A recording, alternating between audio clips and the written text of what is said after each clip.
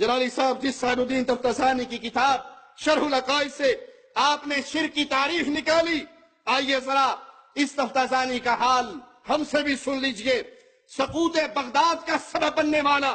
رافضی مجرم نصیر الدین طوسی، جس کی وجہ سے بغداد کے اوپر مسلمانوں پہ حملہ ہوا، مسلمانوں سے یہ ملک چھینا گیا، جس کی وجہ سے، جس کی حرکتوں اور کرتوتوں کی بنا پہ دجلہ کا پانی مسلمانوں کے خون سے رنگین ہوا، ہزاروں مسلمانوں کو قتل کیا گیا، ان کے سروں کے مینار بنائے گئے۔ اس مجرم کا ایک شاگرد، اس کا نام نجم الدین ابو الحسن علی بن عمر القزوینی الکاتبی، یہ طوسی کا شاگرد ہے۔ طوسی شیعت کا امام ہے، رافضیت کا امام ہے، اور یہ اس کا شاگرد بھی رافضی ہے۔ اس نجم الدین رافضی شیعہ کی یہ کتاب علم کلام پر منطق میں کتاب ہے، اس نے کتاب لکھی، اور اس کتاب کی شرح آپ کے پسندیدہ حضرت تفتازانی نے اس کی شرح کی۔ اگر یہ اہل سنت کا امام ہوتا، اگر یہ اہل سنت کا فرد ہوتا، تو رافضیت کی کتاب کی شرح کرنے کے لیے اسی کو شیطان نے ورگلانا تھا۔ اس نے اس رافضی کی کتاب کی شرح لکھی، اور یہ شرح رسالہ الشمسیہ کے نام سے عرب دنیا میں اور بر صغیر کی دنیا میں رسالہ السعدیہ کے نام سے مشہور ہے۔ مزید سنیے، آپ کے مدارس میں پڑھائی جانے والی کتاب شرح العقائد میں تفتازانی کہتا ہے وَلَا كُفْرَ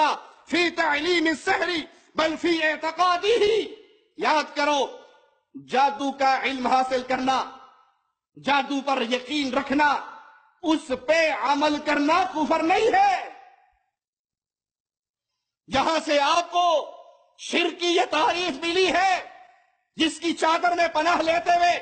آپ نے اپنے آپ کو اہل توحید ہونے کا ڈھنڈورا پیٹنے کا آوازہ لگانا شروع کیا ہے، قبروں پہ آ کے سیمینار کرنے کا شیطان نے آپ کو فن سکھایا ہے۔ جس گھر سے یہ لے کر آئے ہو، جس آدمی کی کتاب سے یہ تعریف آپ نے پیش کی ہے، اس کی اپنی حیثیت دیکھیے، رافضیت کا چہیتا ہے، علم کلام کا رسیا ہے، اور جادوگری کے بارے میں کہہ رہا ہے جادو سیکھنا، جادو پہ یقین رکھنا، جادو پہ عمل کرنا کفر نہیں ہے۔ ہم جواب میں اس جادو کے رسیے کو قرآن پاک کی ایک ہی آیت سناتے ہیں۔ مالک کا فرمان سنیے، وَاتَّبَعُوا مَا تَتْلُو الشَّيَاطِينُ عَلَى مُلْكِ سُلَيْمَانَ وَمَا كَفَرَ سُلَيْمَانُ وَلَكِنَّ الشَّيَاطِينَ كَفَرُوا يُعَلِّمُونَ النَّاسَ السِّحْرَ، یہ لوگوں کو جادو سکھاتے تھے، اور قرآن کہہ رہا ہے وَمَا كَفَرَ سُلَيْمَانَ، سلیمان نے کفر نہیں کیا، وَلَكِنَّ الشَّيَاطِينَ كَفَرُوا، شیطانوں نے کفر کیا۔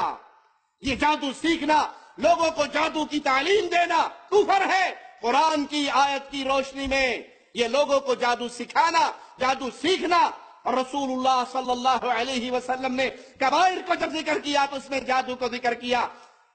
سیدنا امیر المؤمنین فاروق اعظم نے جب اعلان کیا، اپنے گورنروں کو خطاب لکھ کر آرڈر کیا کہ تمہیں جو جادوگر ملے، اسلام میں جادوگر کی سزا قتل ہے، اس کو قتل کر دیا جائے، تو ایک دن کے اندر 3 جادوگروں کو مارا گیا۔ جس جادوگری کو اسلام نے کفر کہا، جس جادوگری کو سیکھنے والے کو اسلام نے اس کی گردن مارنے کا آرڈر کہا، اس کو آپ کا یہ حضرت یہ شیخ کہتا ہے، اور اس پہ عمل کرنا بھی کفر نہیں ہے۔ سنا آپ نے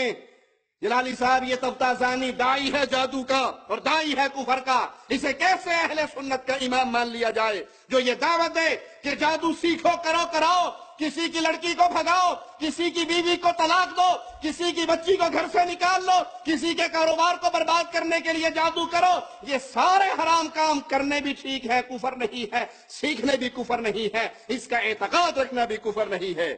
اسی لیے کڑوی بات بھی کہہ دوں، آپ کے بزرگوں کے مزاروں پہ جتنا ڈیرا جادوگروں کا ہے کسی اور کا، یہ قبر، یہ مزار تعویذ فروشوں سے، جادوگروں سے، کالے علم کے ماہروں سے، بنگالی بابوں اور ملتانی بابوں سے بھرے ہوئے جادو کا سارا کاروبار ان درگاہوں پہ، ان مزاروں پہ، ان قبروں پہ ہو رہا ہے، کیونکہ آپ جس حضرت کو اپنا امام مانتے ہو، جس کی کتاب سے شرک کی تعریف ڈھونڈ کے لائے ہو، اس کے نزدیک نہ جادو سیکھنا کفر ہے، نہ سکھانا کفر ہے، نہ عمل کرنا کفر ہے، نہ اعتقاد رکھنا کفر ہے۔